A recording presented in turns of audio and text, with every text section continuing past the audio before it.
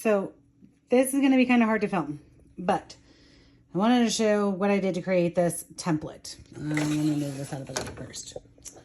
So when my blade was down, I basically locked it, you know, into that position. You can see there's like a slight little gap there, right?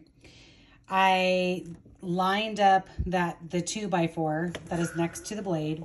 So lined this up as close as I could. And then I measured over the 11.5 inches that the shelf that I needed for my drawer is.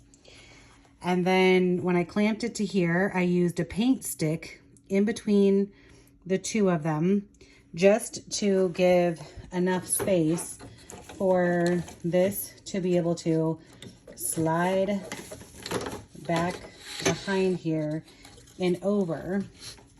And then I'm basically holding this down right before that line so that I can get just under the 11.5 inches to make sure that it has plenty of wiggle room.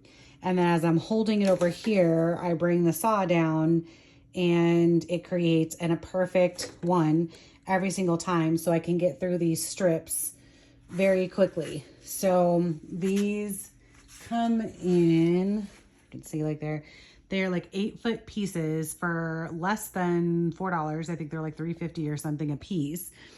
They are the vinyl corner bead that you would get from Lowe's, Home Depot, whatever. And I've found out for one of those, it creates enough dividers for one of my drawers. And then you basically just set them up like that in the drawers and the polishes can go in between.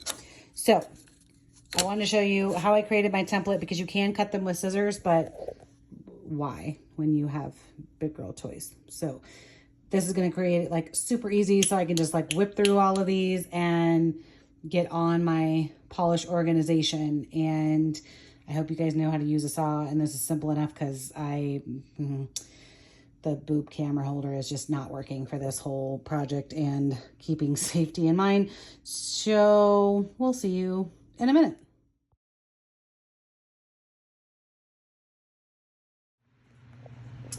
Okay, so here is like the final result of this situation.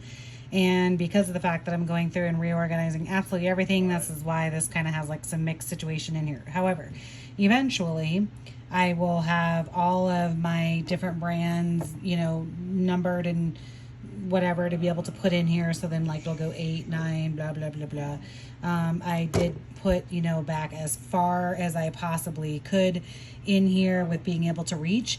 I would say that these are kind of cool because they like angle forward just a little bit. So it makes it easier to get that last row all the way back in there. So here's what we're going to do. I used to use shelf liners. However, with the shelf liners, they still like scoot all the way backwards, and that's very annoying. So we're going to go back to here. I don't know what I'm going to do these, but we're definitely taking them out.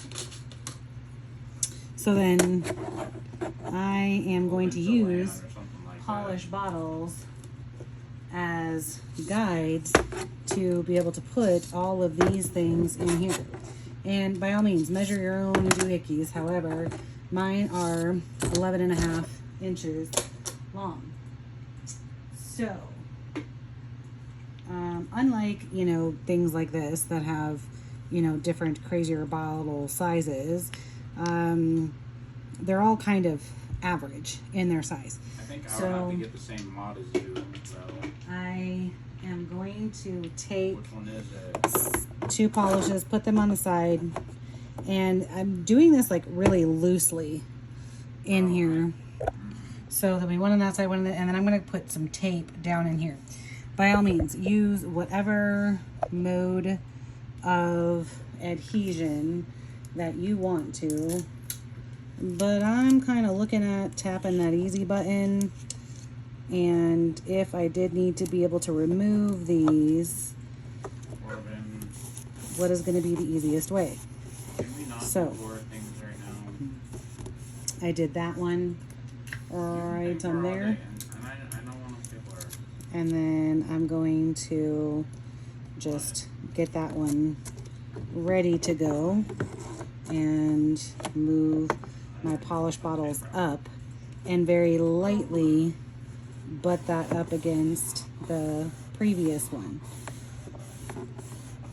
Now, I would say once you have these in place, if you wanted to lift this up and put, you know, something more secure back up underneath here, you totally can. But I'm just going with tap in the easy button. You can also keep these polishes in the corner of here so you don't push this other one too far forward, but totally up to you. Do this process however makes it simpler for you. Even though, you know, I'm hoping these stay in here for a very long time.